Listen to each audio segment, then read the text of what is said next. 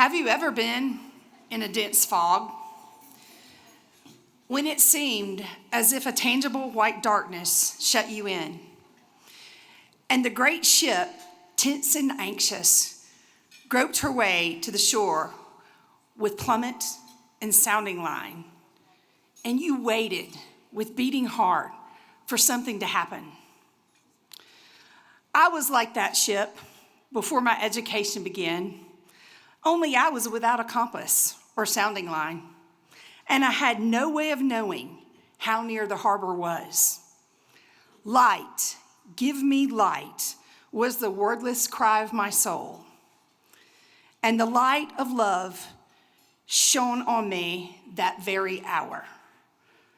That's from Helen Keller's Story of My Life, written in 1903.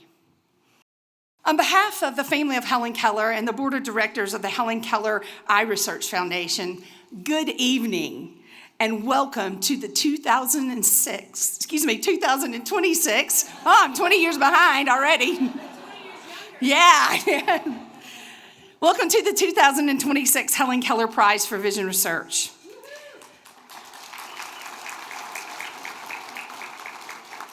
We are delighted that you are all here with us tonight at a beautiful Denver Art Museum as we celebrate and honor one who has dedicated his life work to the betterment of mankind. I am Keller Johnson Thompson, the great-grandniece of Helen Keller and president of the Helen Keller Education Foundation, a newly formed foundation by Helen Keller's family to teach all things Helen Keller.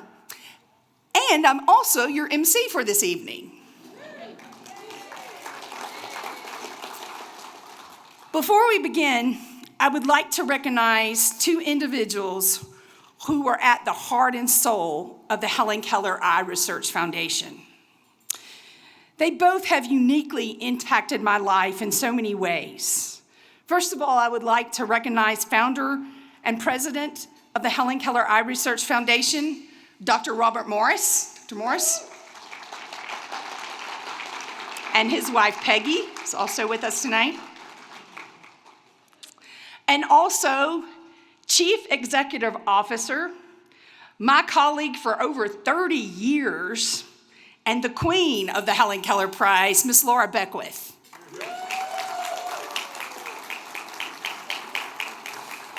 Thank you both for your vision, your dedication, and your guidance.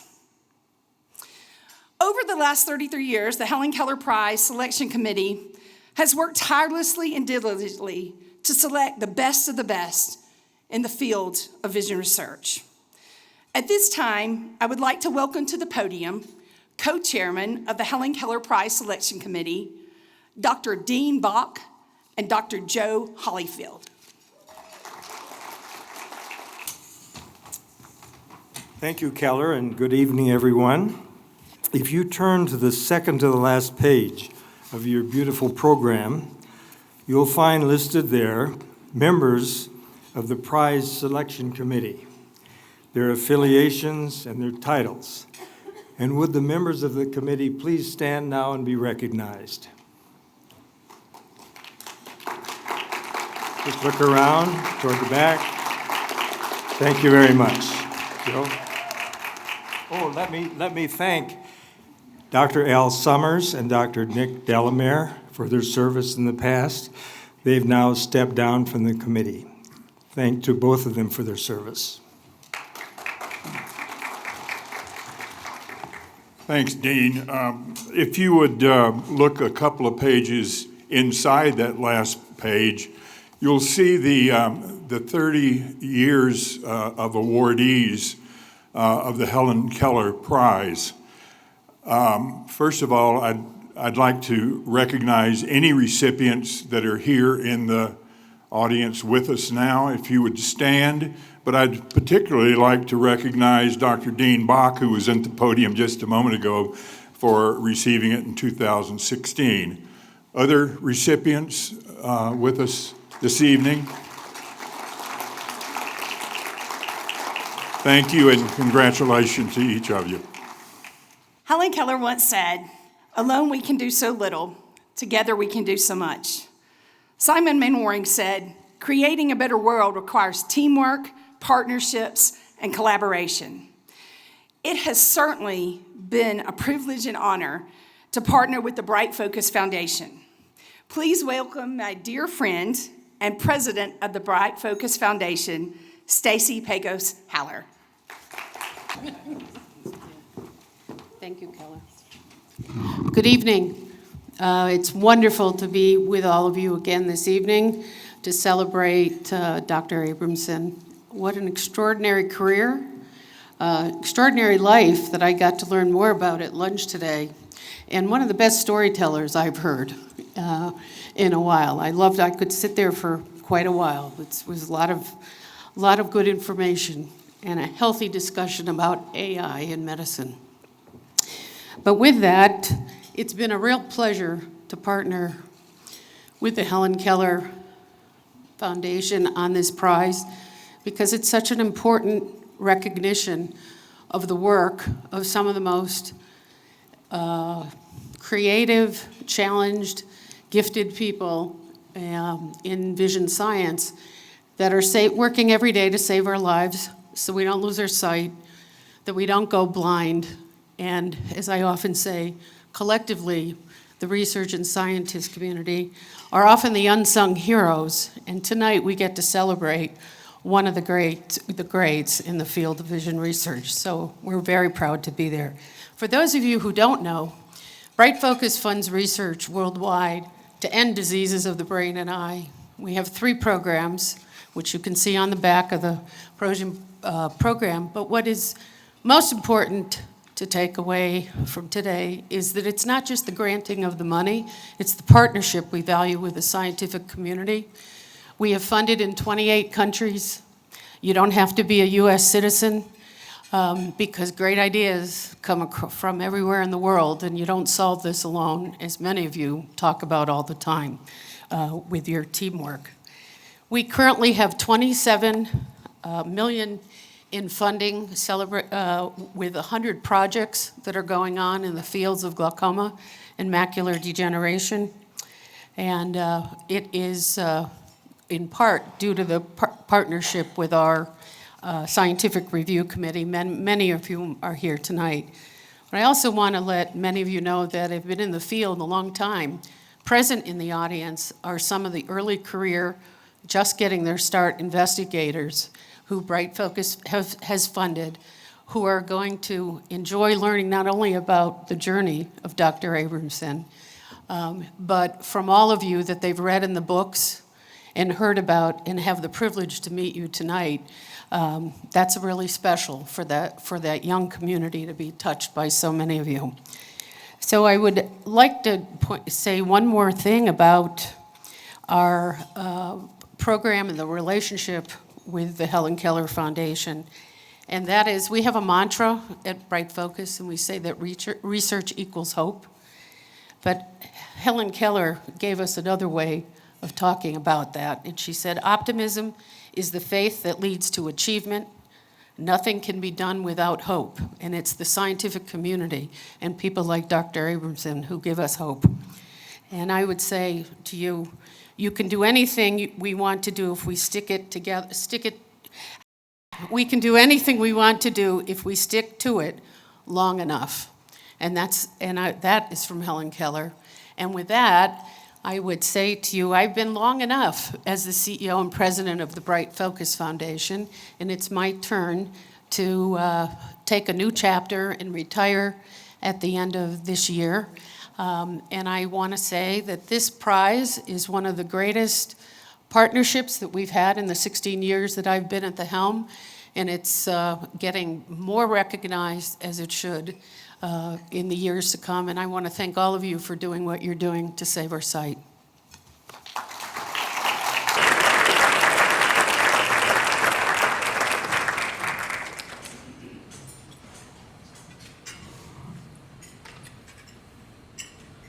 Imagine passing Helen Keller as you were walking through the woods. In Helen Keller's visit to Denver, Fraser Hunt, an American radio announcer, writer, and war correspondent during World War I and World War II, wrote this: One July afternoon at our ranch in the Rocky Mountains, I rode to a cabin where the famous deaf and blind Helen Keller was staying during her visit to the area. I was asked to install a guide wire through a lovely wooded area that was part of an old wagon trail. This was to guide Miss Keller when she was walking alone. As I turned down the trail, I saw her making her way in my direction. I sat motionless while this woman, who was doomed to live forever in a black and silent prison, made her way briskly down the path, her face radiant. She stepped out of the woods in a sunlit open space directly in front of me and stopped by a clump of wood willows. Gathering a handful of them, she breathed in their fresh fragrance. Her sightless eyes looked squarely up at the sun, and her lips, so magically trained, pronounced the single word, beautiful. Then, still smiling, she walked past me. I brushed the tears from my own inadequate eyes, for to me, none of the exquisite highland scene had seemed beautiful at all.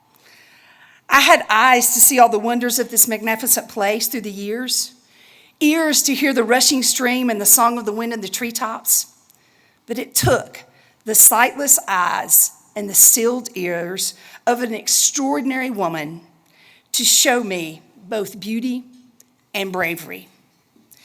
The difference between Helen Keller and myself wasn't the absence of problems. I mean, we know Helen Keller overcame several barriers. The difference was Miss Keller's ability to be present during her problems, to use her senses to connect with the present moment of her life and her surroundings. I had all of my senses, but Helen was actually using hers. And because of her presence and her senses, she was able to find her walk both enjoyable and beautiful that day. You see, our inability to enjoy our life isn't because we have so many problems. It's not because we are overwhelmed, although sometimes it seems we are. It is because we don't know how to use our attention. You see, Helen Keller knew how to find joy in this life. It's not found by building some beautiful life and perfectly tuned BMW and children who never misbehave. It's found in moments, those moments in which we are completely present and can immerse ourselves in an aroma or the moon's shadow or a joke told by our daughter that's so unfunny that it is funny. It's like a walk on the beach, and our attention is a metal detector. If we use it, we may find a treasure. But the real discovery is simply the search itself, the noticing, the connection with something real. That is how Helen Keller thrived in the face of adversity. And perhaps we can all take a lesson from her. At this time, I would like to welcome to the podium Dr. Jasmine Francis, who will tell us about Dr. Abramson's research. Dr. Francis? Good evening, everyone. I do have a British accent, so you might take a little time to get used to the way I speak. It's the utmost honor to introduce Dr. David Abramson for this award. I would not be where I am today without him, and I know many others can say the same, and I would like to convey to you why he is so deserving. To start, there are some uncanny similarities between Helen Keller and David Abramson. At a similar age of 19 months, both Helen and David endured events that impacted their health. As we know, this made Helen without sight nor hearing and gave David second and third degree burns over a third of his body. Both recognize this struggle as a strength.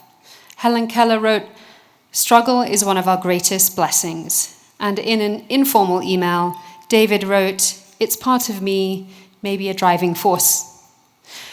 Both have Harvard degrees. Helen graduated from Radcliffe in 1904 and received an honorary degree from Harvard in 1955. And 10 years later, Dr. Abramson also graduated from Harvard. Both are prolific writers. Helen wrote 14 books, and Dr. Abramson has published over 750 articles and counting.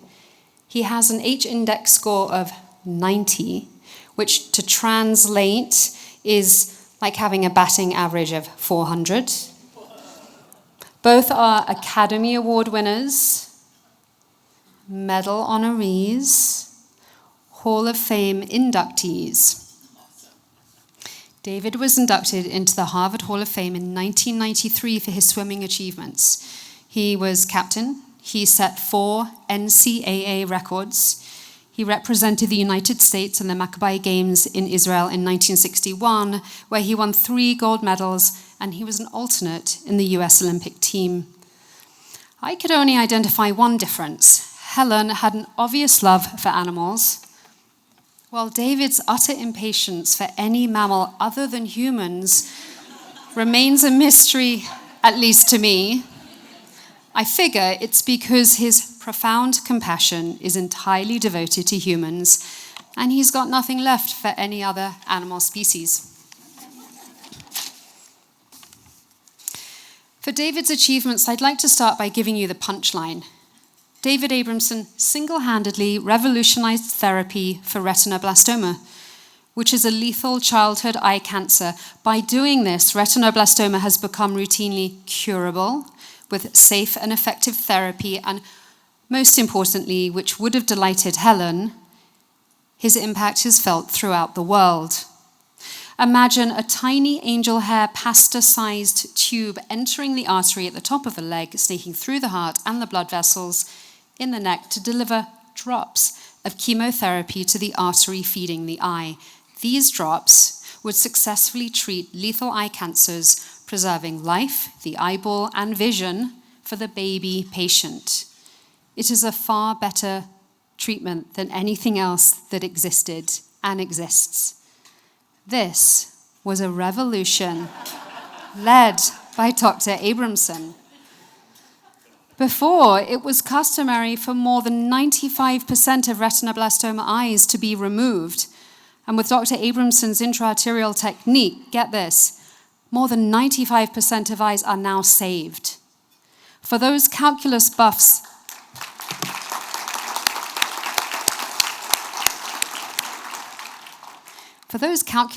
among us, yes, those numbers are literally flipped, so that saving an eye is the complete opposite of what it once was.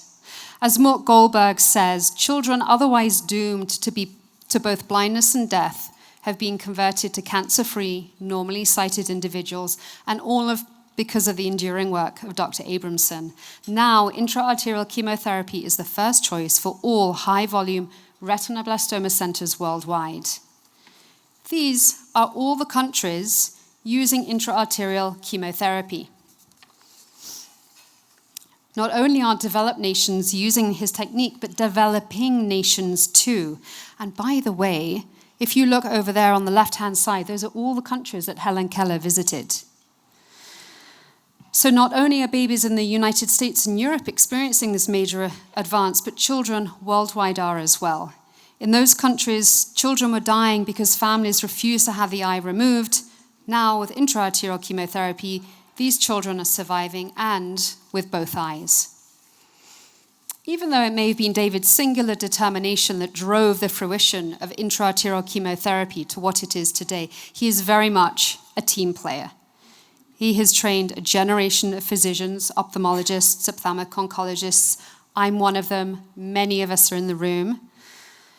And has collaborated and published with more than 400 scientists and clinicians. He has performed over 8,000 surgeries, but the mark of a good surgeon is one who seeks out alternatives to surgery if it's a better option for the patient. To this point, in 1970, Dr. Abramson was the first to use radiation and chemo to treat another childhood cancer, rhabdomyosarcoma, and to eliminate defacing surgery as the main treatment.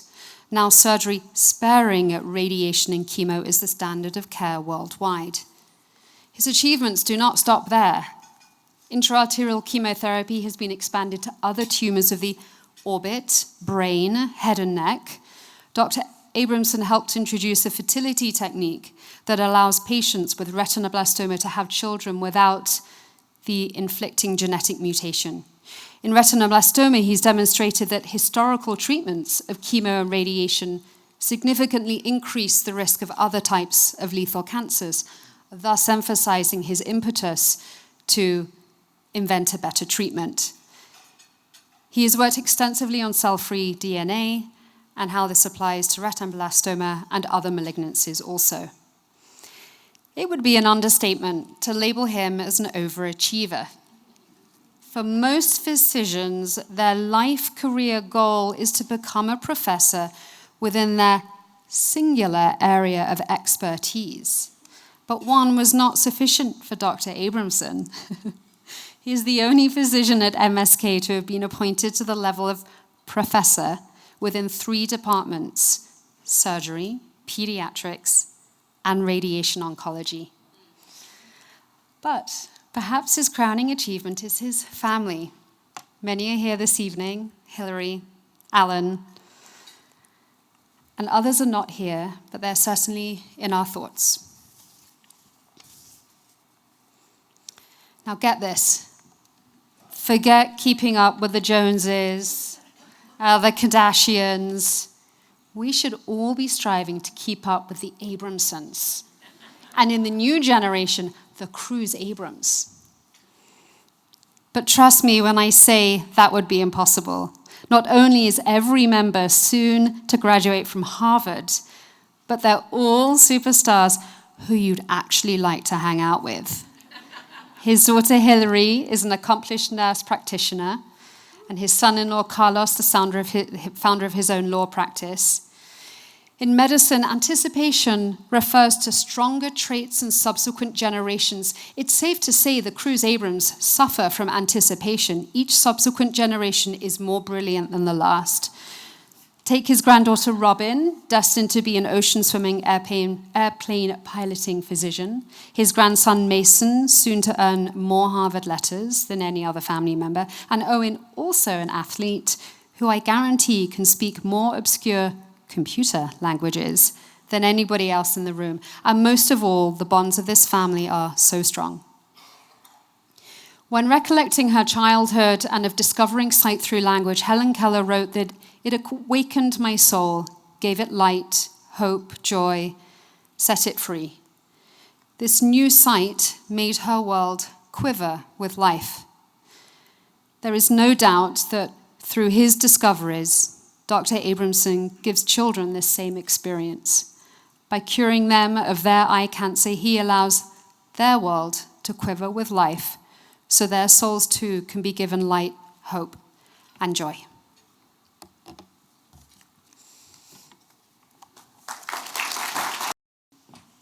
Thank you, Dr. Francis. Well, it's that time. It's my great pleasure to introduce and award the 2026 Helen Keller Prize for Vision Research to Laureate Dr. David Abramson.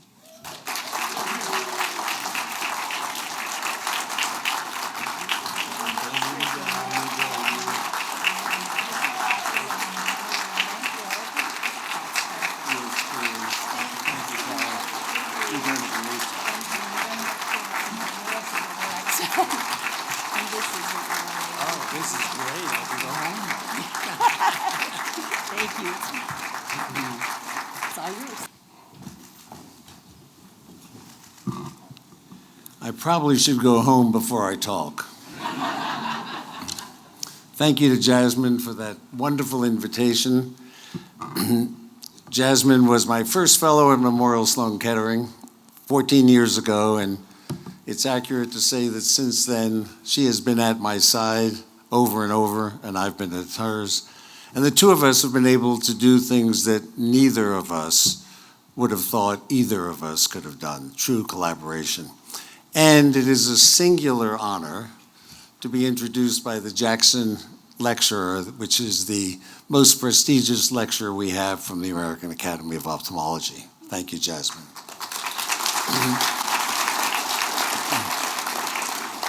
Now, in looking at the previous inductees, I was struck by how many of them have told the story of their life and how they ultimately got to where I am. So I'm going to follow that. I hope you like swimming. This is a smiling me at the age of 16. 16, I'm smiling because I've just been named an alternate on the Olympic team. And at 16, that's not bad. And I thought, well, 4 years later, I'll be stronger, and maybe I'll have a chance. And indeed, by the next year, I had top 5 rankings in the world here representing the United States in international competition. I did enter Harvard, and I did set 4 NCAA records. And in March of my junior year, I did probably the most important thing I've done, and that was to beat a Yale swimmer. And in doing that, I set one of my 4 NCAA records. That was in March of my junior year. Shortly after that, I was thinking about my college thesis. I was majoring in biology, and I went to the chairman of biology, Keith Porter. Porter had been at Rockefeller and then came to Harvard as the chairman of biology.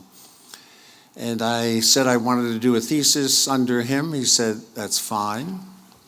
He said to me, do you know about cell division? I said, oh yes, I learned about cell division. Prophase and metaphase and anaphase and all of those. He said, well, not exactly. That's how DNA is replicated. But cell division is how cells separate. He said, do you know about that? And I said, no. He said, well, the reason you don't know about that is no one's figured that out. Would you like to take on a project to figure out how human cells actually separate? I said, sure. Now this is junior year, March, I had beaten this nice Yaley. And this was a month or 2 later. It was 5 months before the Olympic trials. He said, are you doing anything this summer? I said, well, I've been training for 15 years for this summer, the Olympic trials. He said, I think I can get you an NSF grant, which he did for $600, talking about stimulating people early on, as we said at lunch. And without hesitation, I said, sure. I didn't try out for the Olympic team, obviously did not make the Olympic team. I did spend the summer doing research. This is actually some from my thesis, which was ultimately published. The Yaley I beat, got a gold medal and set the world record. So I didn't make the Olympic team in 60, and I didn't make it in 64, but thanks to both foundations, I finally made the Olympic team.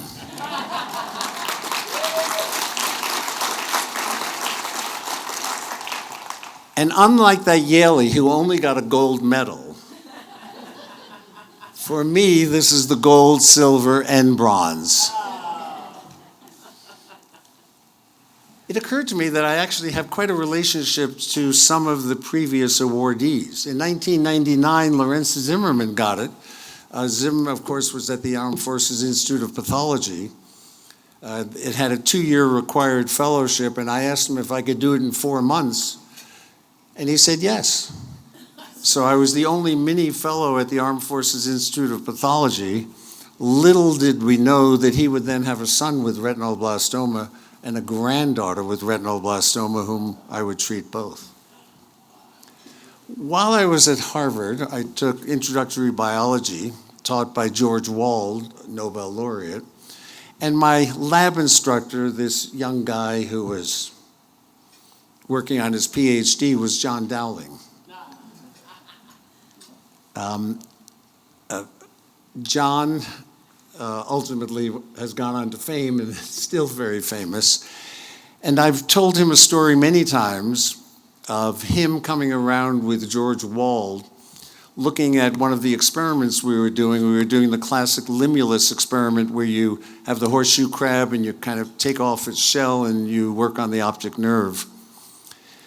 I thought I heard them say this is the best preparation we've ever seen in our lives. Years later, John said to me, he said something like, "Not bad, kid." But I called home and said a Nobel laureate said I had the best preparation ever.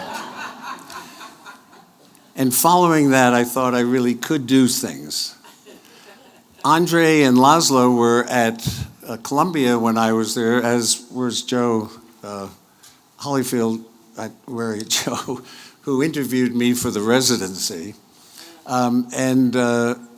Andre allowed me as a resident to take on medical students, which I did.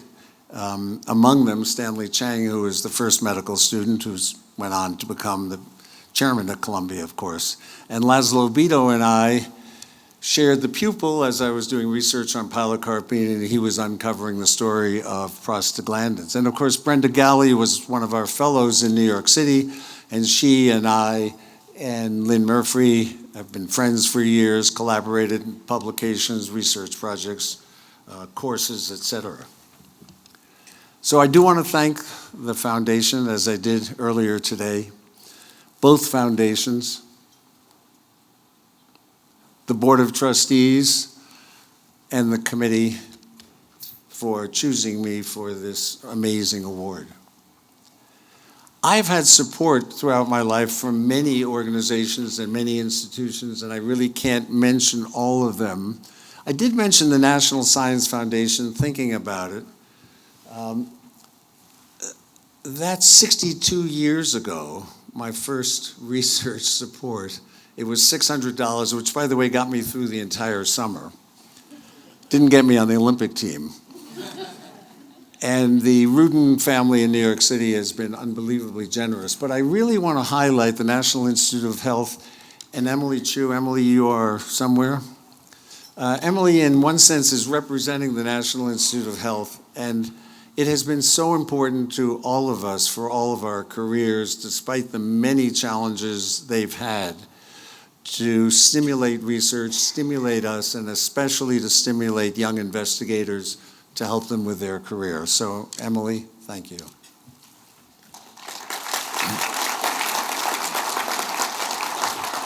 You've already heard about my family. I have family here. I have friends here.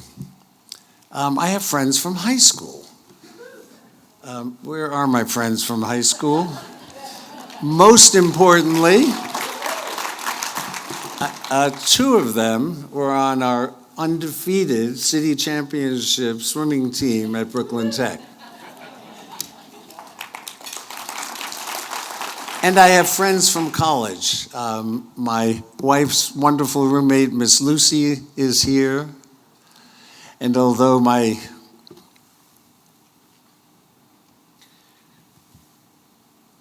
dearest friend in the world, Ed Seaton, my college roommate for 4 years, is no longer with us.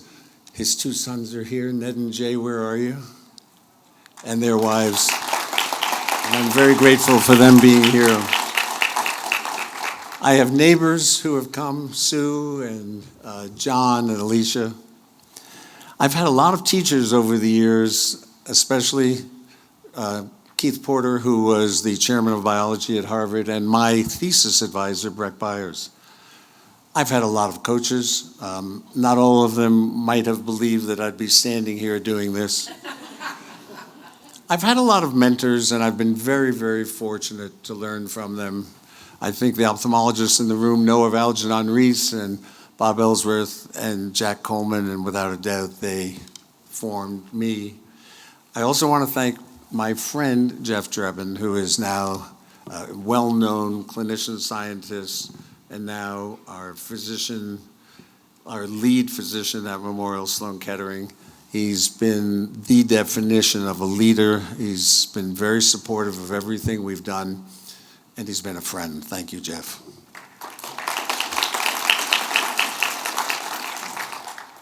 Now, I do believe in collaborative research, and as Jasmine mentioned, I thought I'd published with more than 375 people. Some were in the room, David Kobrinek and Guillermo and many others in the room. There are just too many to mention. Maybe it's more than 400 people, and I really have believed in doing that.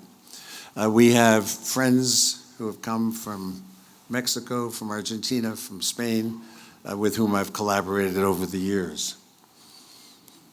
But I have some other collaborators.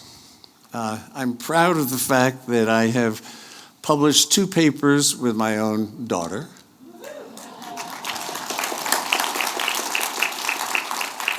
I'm proud of the fact that my granddaughter, who's now a first-year medical student, and I published together. And I'm proud that the little guy in the family, who is taller than me, the one about to enter Harvard, and I have already published 2 papers.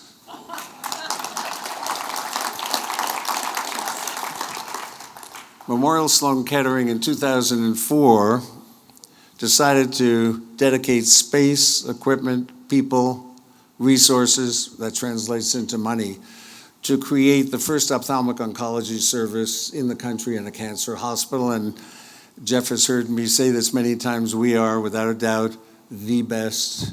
We are also the only one.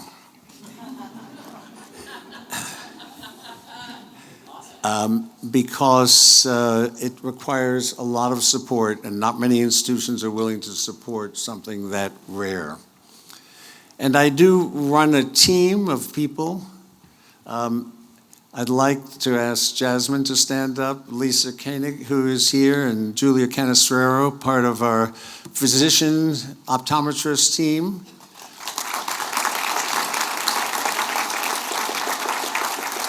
And we are the only institution that has dedicated nurses full-time to do nothing but pediatric eye cancer. They are here, they're here, but they're somewhere in the audience. Please stand up also.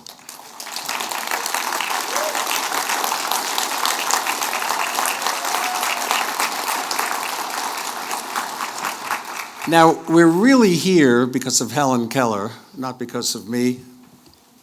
And as you know, as was mentioned, she wrote many books, many articles. And one of her sayings was, "Will you not help me hasten the day when there shall be no preventable blindness?"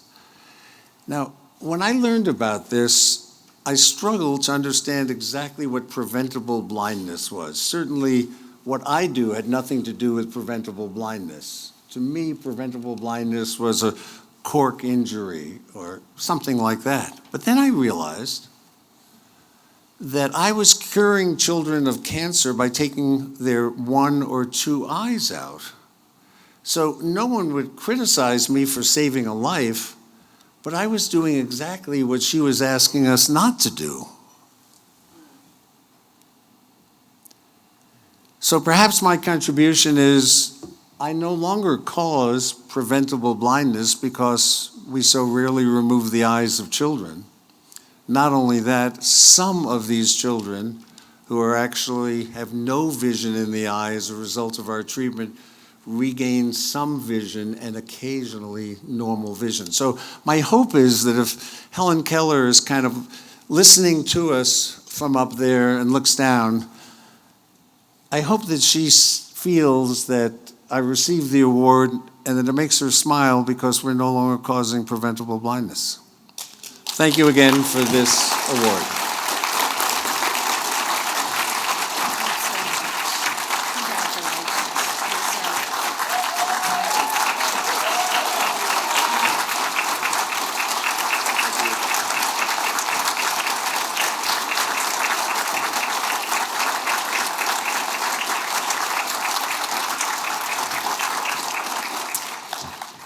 In closing, I would like to say congratulations to Dr. Abramson again. But I want you to know that I got to spend a good bit of time with him from this morning at around 10:30 to after lunch. And the work he has done is amazing. And the person he is even more amazing. So thank you for representing Helen Keller and her legacy well. Thank you so much.